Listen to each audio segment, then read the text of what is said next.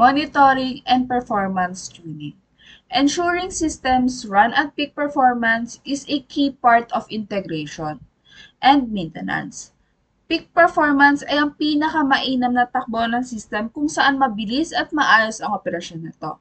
Monitoring track system behavior to spot bottlenecks. Bottlenecks ay bahagi ng system na nagpapabagal sa kabuuang performance, parang traffic jam sa network o CPU. Anticipate problems and maintain reliability, while performance tuning focuses on optimizing resources like CPU, memory, and networks to meet operational goals. Performance tuning ay proseso ng pag-aayos at pag-optimize ng resources ng system upang mas maayos ang takbo nito, tulad ng CPU at memory. Together, they keep systems responsive, prevent downtime, and support business continuity. This module introduces techniques for resource monitoring, data analysis, and tuning strategies, along with hands-on use of popular Windows and Linux tools for alerts and reporting. Mastery of these skills help maintain system health, balance resources, and achieve long-term efficiency. 1.1 Overview of System Monitoring. System monitoring is the continuous tracking of hardware, software, and network performance to ensure system to run smoothly and cohesively. Ang continuous tracking ay walang tigil na pagbabantay sa performance, habang ang cohesively naman ay maayos na pagtutulungan ng lahat ng bahagi ng system. It enables administrators to detect issues early, minimize downtime, and maintain efficiency by monitoring resources like CPU, memory, network, databases, and applications. As the foundation of preventive maintenance, monitoring helps prevent small issues from becoming major problems while providing complete view of system health. Modern tools now support real-time tracking. Real-time tracking ay instant monitoring habang nangyayari ang events. Ang historical analysis naman ay pagsusuri ng nakaraang data upang makita ang trends at patterns. And automated alerts, allowing organizations to optimize resources, achieve high availability, and meet service level agreement. Ang Service Level Agreement o SLA ay kontrata na nagsasaad ng minimum performance standards na dapat maabot ng system. The importance of system monitoring for stability and reliability. Monitoring is vital for maintaining the stability and reliability of integrated systems, as outage or performance bottlenecks can disrupt business operations. Proactive monitoring allows early detection of issues such as unusual CPU spikes before they cause major problems. It also supports performance optimization by identifying usage patterns for better configurations, enhances security through detection of anomalies like unauthorized access or suspicious traffic, and ensures compliance by generating required reports for audits and stakeholders. Altogether, monitoring is a strategic practice that safeguards uptime, optimizes performance, and ensures operational continuity. Overview of key system metrics. Effective monitoring relies on tracking specific metrics that reveal system performance and reliability. CPU usage highlights processing demands and potential bottlenecks, while memory usage identifies issues like leaks or excessive consumption that affect stability. Memory leaks ay sitwasyon kung saan hindi na nare-release ng system ang memory na hindi na ginagamit, na nagpapabagal o nagka-crash ng system. This I/O measures read-write activity to detect storage slowdowns, and network traffic provides insight into bandwidth, packet loss, and potential vulnerabilities. This I/O o input-output sa storage devices. Packet loss ay kapag may nawawalang data packets sa network. Monitoring application performance ensures critical services remain responsive and error-free. Together, these metrics give administrators a clear view of system health, enabling resource optimization and rapid response to issues. 1.4 Types of monitoring. System monitoring can be grouped into three main categories. Resource monitoring focuses on hardware components like CPU, memory, and disk usage to ensure different utilization. Network monitoring tracks bandwidth, latency, and packet loss to detect connectivity problems and avoid congestion. Latency ay delay o pagkaantala sa pagpapadala ng data sa network. Congestion ay traffic sa network na nagpapabagal sa system. Application monitoring observes response time, error rates, and usage trends, ensuring reliable performance and a good user experience. Together, these categories provide a complete view of system health and performance. 1.5 Popular monitoring tools organization use a variety of tools to effectively monitor systems across different platforms. For Windows, tools like Performance Monitor or PerfMon and Task Manager track performance metrics and resource usage. On Linux, utilities such as TAP, HTAP, IOStat, VMstat, and NetStat provide insights into processes disk, I/O, memory, and network activity. Cross-platform solutions like Nagios, Zabbix, and Prometheus, paired with Grafana, enable comprehensive monitoring, automated alerts, and real-time data visualization. Data visualization ay pagpapakita ng data sa graphs, charts, o dashboards para mas madaling maintindihan ang trends at issues. Together, these tools equip administrators with the visibility needed to maintain system and health and performance. 1.6 Setting up real-time and historical monitoring. Effective monitoring combines real-time and historical approaches. Real-time monitoring provides instant alerts on critical issues, enabling quick responses and minimizing costly downtime in high availability systems.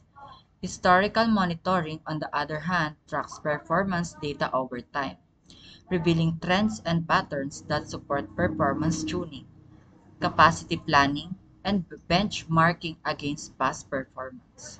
Together, these methods ensures both immediate issue resolution and long-term optimization. Capacity planning ay pagpaplano kung gaano karaming resources ang kailangan sa hinaharap. Benchmarking ay paghahambing ng kasalukuyang performance sa nakaraang data. 1.7 Monitoring logs and interpreting performance data system logs record critical events such as startups, service failure, and security breaches, making them essentials for effective monitoring. Logs ay talaan ng nangyari sa system. Service failure ay pagkabigo ng service. Security breaches ay paglabag sa seguridad. They support troubleshooting by identifying causes of issues, provide audit trails for compliance and investigations, and enable performance analysis by revealing recurring problems like outages or crashes. Administrators must be skilled in interpreting logs to extract valuable insights and maintain system reliability. 2.1 Introduction to Monitoring Tools. Monitoring tools are essential for maintaining system reliability by continuously collecting and analyzing performance, usage, and potential bottlenecks. System reliability ay ang kakayahan ng system na gumana ng maayos ng tuloy-tuloy.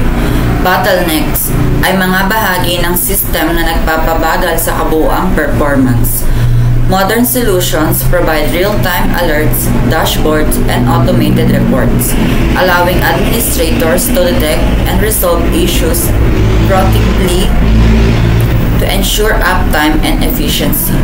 Real-time alerts ay instant notifications kapag may problema. Dashboard ay visual na interface na nagpapakita ng status ng system. Automated reports ay mga ulat ng otomatikong nililikha. Tools differ by platform, some tailored for Windows or Linux, while others are cross-platform but all track hardware, network, and activity application performance. Cross-platform ay kayang gumana sa iba't ibang operating system.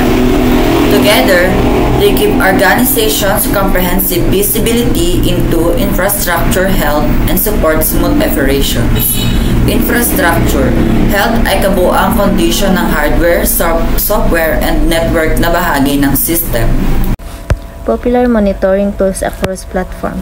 Monitoring tools vary by platform but all aim to ensure smooth system performance. On Windows, Performance Monitor tracks metrics like CPU, memory, disk, while Task Manager offers a quick view of processes and allows termination of unresponsive apps. Disk ay read-write activities sa storage devices. Processes ay ang mga program o application na tumatakbo sa system. Unresponsive apps ay ang mga application na hindi nagre-reply o nag-freeze. In Linux, tools such as TAP, HTAP, display real-time process data, IOStat, VMStat monitor disk and memory usage, and DEStat tracks activity network connections. Activity network connections ay ang mga kasalukuyang connection sa network na ginagamit ng system. Cross-platform tools like Nagios, Zabbix, and Prometheus, plus Grafana Stack provided broader monitoring with alerts, dashboards, and infrastructure insights, making them widely used for both on-premises on cloud environments. On-premises ay system na naka-install sa sariling data center or servers ng kumpanya. Cloud environments ay gumagamit ng remote servers na online. Real-time versus historical monitoring. Monitoring tools support both real-time and historical approaches, each serving unique purposes. Real-time monitoring captures metrics as they occur, enabling administrators to quickly identify and resolve critical issues, such as CPU spikes before they cause system failures. CPU spikes ay biglaang pagtaas ng CPU usage na pwedeng magdulot ng slowdown o crash. Historical monitoring collects and stores data over time, allowing analysis of trends, comparison of past and present, performance, and prediction of future resource needs. Together, they ensure high availability and long-term optimization by supporting both immediate response and strategic planning. High availability ay ang kakayahan ng system na laging accessible at hindi madaling bumagsak. Setting up effective monitoring. Effective monitoring requires more than installing software. It involves careful configuration to collect relevant metrics and generate actionable alerts. Key steps include defining monitoring goals aligned with business needs, selecting appropriate tools like Nagios and Prometheus, configuring thresholds and alerts, establishing dashboards and schedule reports, using visualization tools like Grafana, and implementing automated responses for critical events. Thresholds ay limit o values na kapag naabot magti-trigger ang alert. Actionable alerts naman ay notification na pwedeng agad-agad aksyonan. Ang well-designed monitoring system minimizes downtime, optimizes resource use, and provides comprehensive visibility into system performance. Monitoring logs, interpreting data. System logs are vital for diagnosing issue and ensuring system reliability, as they capture detailed records of events, application behavior, and network activity. Logs ay talaan ng mga nangyari sa system. Diagnosing issue ay pagtukoy sa dahilan ng problema. Different types of logs such as kernel, application network, and event log offer unique insights into system performance.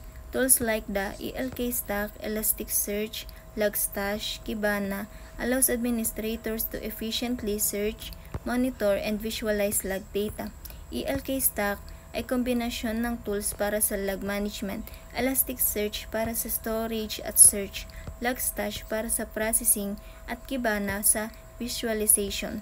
Effective interpretation of logs help identify patterns or anomalies, enabling quick troubleshooting and preventing small issues from escalating into major failures. Anomalies ay kakaibang behavior na hindi normal sa system. 2.6 Monitoring strategies for different environments. Monitoring strategies vary depending on the environment. In on-premises systems, the focus is on hardware resources like CPU, disk, I/O, and network health. With alerts for hardware failures and infrastructure lags, cloud environments emphasize application performance, network latency, and uptime, often using tools like Prometheus and Grafana. Latency ay delay o pagkaantala sa transmission ng data. Hybrid setups combine both, requiring integrated tools to ensure visibility across on-premises and cloud resources. Each environment poses unique challenges, so monitoring must be adapted to maintain reliability and performance. 2.7 Best practices in monitoring. Efficient monitoring requires focusing on critical metrics, automating alerts for high-priority events, and using dashboards to visualize key performance indicators. Key performance indicators or KPIs ay measurement siya na nagsasabi kung gaano ba kaganda ang takbo ng system. So, administrators should regularly review and refine monitoring configurations and integrate monitoring with analytics platforms to gain deeper insights. Following these best practices ensures a proactive approach, helping organizations maintain system stability, optimize performance, and respond effectively to potential issues. Proactive approach siya yung magsasagawa ng monitoring bago pa ang problema. 3.1 Introduction to Performance Tuning and Optimization. Performance tuning involves adjusting system configurations to enhance the efficiency, speed, and responsiveness of hardware and software. Yung performance tuning ay process ng pag-aayos at pag-optimize ng system settings para mas mabilis at maayos ang takbo ng hardware at software. In integrated system, tuning ensures that servers, applications, and networks work seamlessly, preventing bottlenecks. So, yung bottlenecks ay bahagi ng system na nagpapabagal sa kabuuang performance and optimizing resource usage.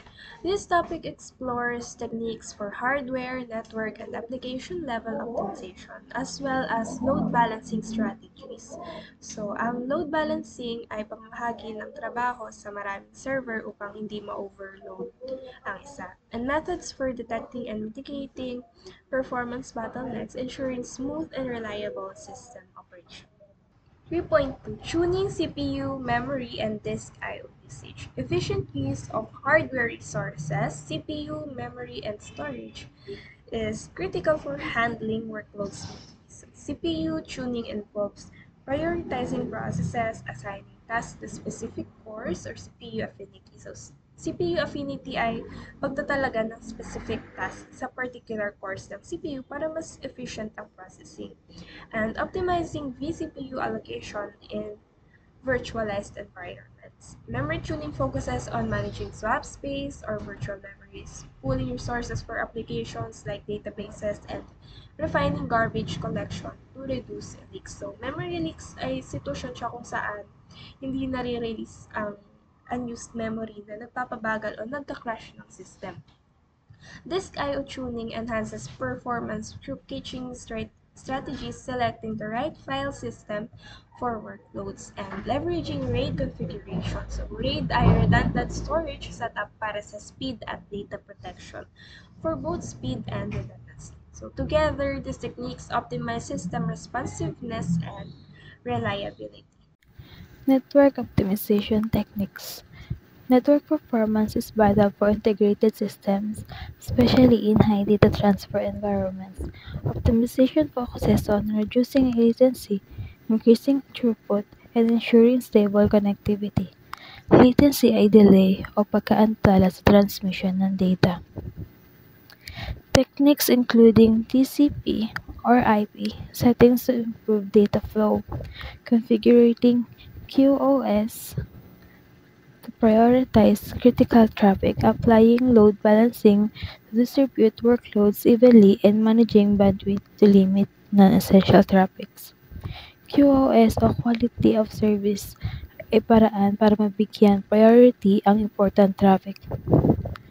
Together, these strategies enhance reliability, efficiency, and fault tolerance in network operations. Application level tuning. Application optimization improves responsiveness and reduces resource usage by tuning databases, web servers, and services. Database optimization involves refining SQL queries using connection pooling and applying data partitioning to boost performance. Connection pooling ay pag-reduce ng database para mas mabilis ang access. Web server optimization leverage caching, compression, and load balancing to reduce load and speed up delivery. Service optimization uses scaling strategies to handle demand and trolling to prevent overload. Scaling ay pag-adjust ng resources depende sa demand. Trolling ay pag-limit ng request para maiwasan ng overload. Together, these techniques ensure application remains fast, stable, and efficient under varying workloads. Identifying and resolving performance bottlenecks. Performance bottlenecks occur when a system component limits overall efficiency, slowing operations.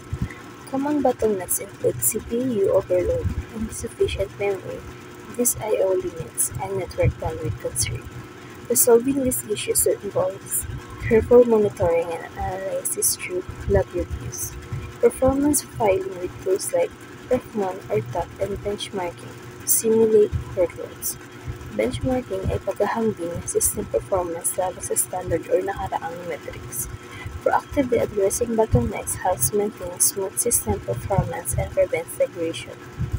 Load balancing for high availability and scalability. Load balancing distributes workloads across multiple servers to prevent overload, enhancing both availability and scalability. Types include hardware load balancers, software-based solutions, and DNS load balancing, each suited for different environments. Common algorithm, round-robin, list connection, and IP hash determine how traffic is allocated. Round-robin ay bawat server na papasahan ng request sunod-sunod. Ang list connection naman ay pinapadala sa server na may least active connection. IP hash ay based sa IP ng client ang assignment. By spreading requests efficiently, load balancing ensures seamless service, reduced downtime, and maintains performance even during high traffic or hardware failures. 3.7 Benchmarking tools for performance measurement. Benchmarking establishes a baseline to evaluate performance tuning efforts and identify optimization opportunities. Windows tools like Performance Monitor track CPU, memory, and network usage over time. On Linux, Sysbench tests CPU, memory, and database performance, while Bonnie++ measures storage, read and write speeds. Cross-platform tools such as Apache JMeter simulate user behavior for web applications, and iPerf tests network bandwidth to detect bottlenecks. These tools help administrators to validate improvements and guide further tuning. 4.1 Introduction to performance bottlenecks. Performance bottlenecks arise when a hardware, software, and network component limits a system's efficiency, causing slower response times, reduced throughput, and potential downtime. In integrated environments, even minor bottlenecks can cascade into broader system issues. Identifying and resolving these bottlenecks is crucial for maintaining smooth operations, optimizing performance, and ensuring a positive user experience. This section explores strategies for detecting, diagnosing, and addressing bottlenecks effectively. 4.2 Common types of bottlenecks. Bottlenecks can originate from CPU, memory, storage, or network components, each affecting system performance differently. CPU bottlenecks occur when processing demands exceed capacity, causing high usage and slow response times. Memory bottlenecks arise from insufficient RAM, leading to swapping. Ang swapping ay paglipat ng data sa disk kapag ubos ang RAM. Disk I/O bottlenecks happen when storage cannot handle read and write operations efficiently, resulting in latency and slow data access.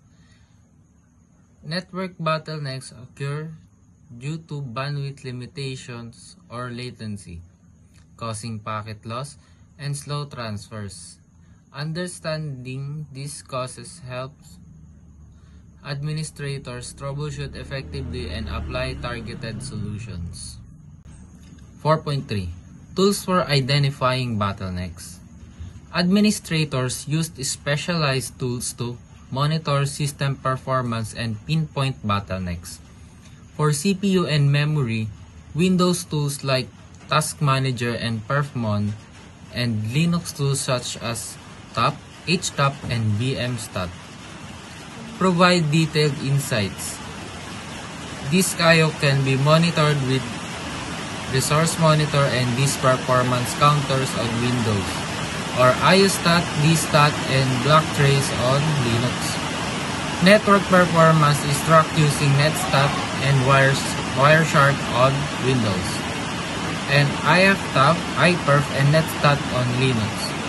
These tools offer real-time monitoring and reporting to help identify root causes of performance issues. Root cause analysis, or RCA, is a structured method to identify the underlying cause of performance issues. The process begins by defining the specific problem, such as slow responses or timeouts, and gathering relevant data from logs, metrics, and monitoring tools. Administrators then identify the patterns in the data and analyze dependencies to uncover cascading effects. Ang cascading effects ay kapag ang maliit na problema ay nagdudulot ng mas malaking problema sa ibang bahagi ng system. Finally, tools like performance profilers and log analyzers are used to determine the root cause, enabling targeted solutions to resolve bottleneck effectively. After identifying the root cause, administrators can apply targeted strategies to resolve bottlenecks. CPU issues can be addressed by optimizing processes, upgrading hardware, or improving application efficiency. Memory bottlenecks may require fixing leaks and adding RAM or adjusting virtual memory. This I/O problem can be mitigated with caching, faster storage devices, or file optimization.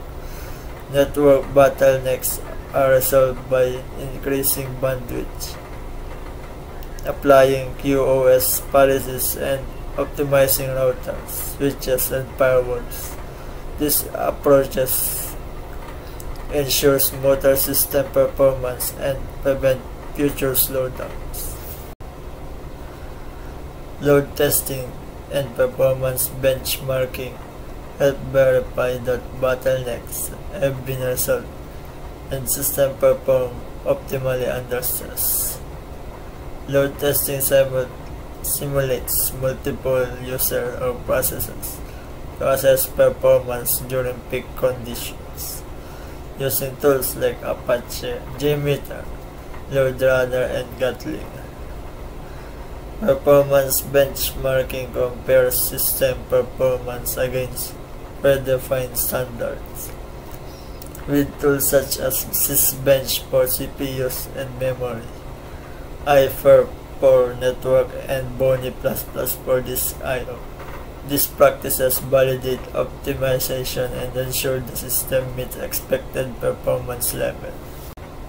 Real-world case studies illustrate how bottlenecks affect organizations and how they can be resolved.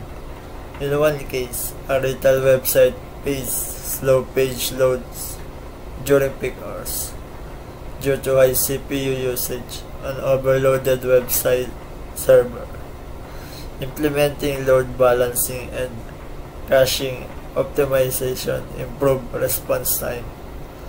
In another case, a financial system experienced transaction delay caused by inefficient SQL queries, and high disk I/O. Optimizing queries and partitioning datasets across servers significantly increase transaction speed. This example shows how monitoring and targeted optimization enhance system performance and prevent disruptions. Setting up alerts and reporting for proactive management. Proactive management prevents bottlenecks from impacting operation by using alerts and reports. Alerts notify administrators via email or MSS when key metrics such as CPU usage, or disk space exceed thresholds. Yung threshold ay limits na kapag naabot mo na ay magti-trigger ang alert. Nagbibigay ito ng pag enable mo to, magbibigay ito ng real-time visual or visualization sa dashboard para solusyonan mo na yung problema mo. So, yun lang.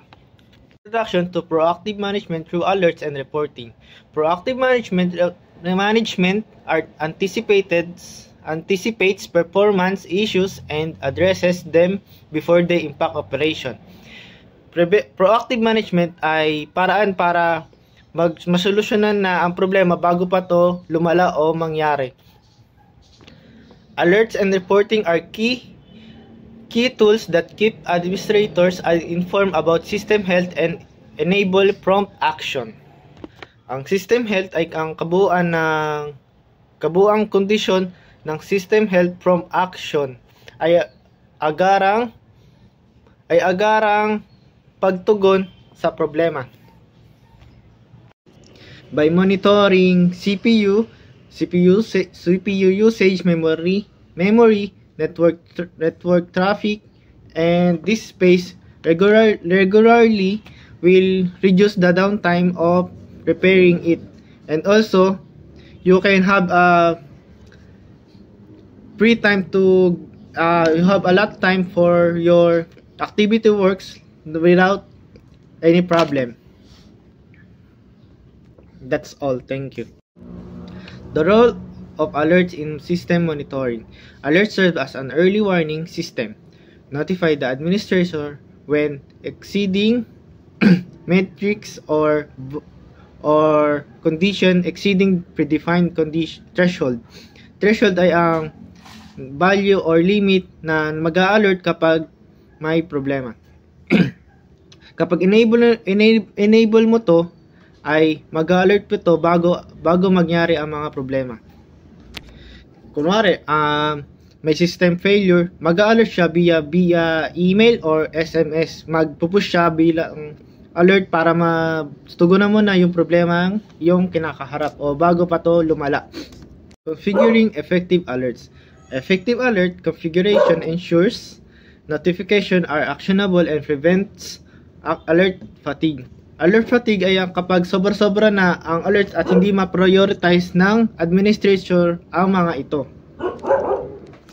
Key practices include setting realistic threshold that reflects normal system behavior, defining severity levels to prioritize response, and customizing alerts for relevant personnel. Implementing escalation policies ensures acknowledge alert reach higher management, while regular testing varies that alerts function correctly. Proper configuration allows administrators to respond efficiently. Ang mga to ay paggamit ng system, pagbibigay sa iyo ng solusyon sa bawat problema, pa-prioritize niya yung mga pinakamalala para hindi ka magkagulo sa mga problema mo. Yun lang, thank you. Reporting for system monitoring and management. Reports provide historical data that help administrator track trends, evaluate optimization, and make informed decision. Historical data ay nangongolektang impormasyon sa nakaraan para sa pagsusuri ng performance. They also support compliance and audits by documenting system health over time. Key types include operational reports for routine monitoring, trend analysis reports to identify patterns, and predict resource needs. Capacity planning reports to guide infrastructure upgrades. Capacity planning ay pagpaplano kung gaano karaming resources ang kailangan sa hinaharap.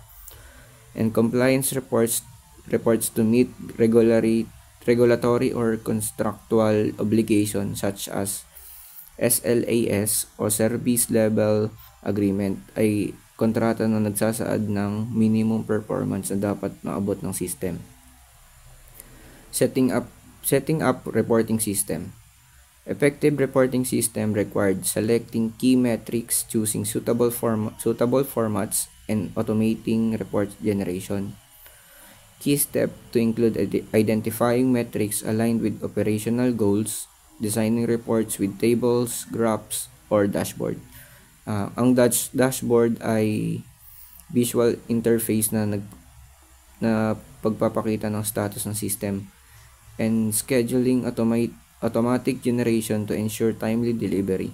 Reports should be distributed to relevant stakeholders and review regularly to track trends and assess goals achievements. Automated reporting provides continuous system oversight while minimizing administrative effort. System oversight ay ang kakayahang bantayan at kontrolin ng performance ng system. Dashboard for real-time insight. Dashboard provide real-time visualization and system metrics, enabling administrators to monitor performance at a glance and take an action quickly. Ang real-time visualization ay instant na pagpapakita ng data habang nangyayari ang event. Effective dashboard offer customizable views, continuous update, integration with alerts, historical data, visualization, and mobile access. Tools like Grafana, Zabbix, and Nagios provide flexible option for displaying and interpreting system data, helping administrators track trends, respond to critical issues, and maintain optimal system performance. 5.8 Challenges in implementing alerts and reporting systems. Implementing alerts and reporting systems offers significant benefits but also present challenges. Excessive alerts can cause fatigue, large volume of data may lead to overload, integration of multiple tools can be complex, and compliance with data privacy regulations must be ensured. Addressing these issues requires careful planning, regular review, and refining monitoring practices. When implemented effectively, alerts, reports, and real-time dashboards enable proactive management, optimize performance, maintain system visibility, and ensure long-term stability.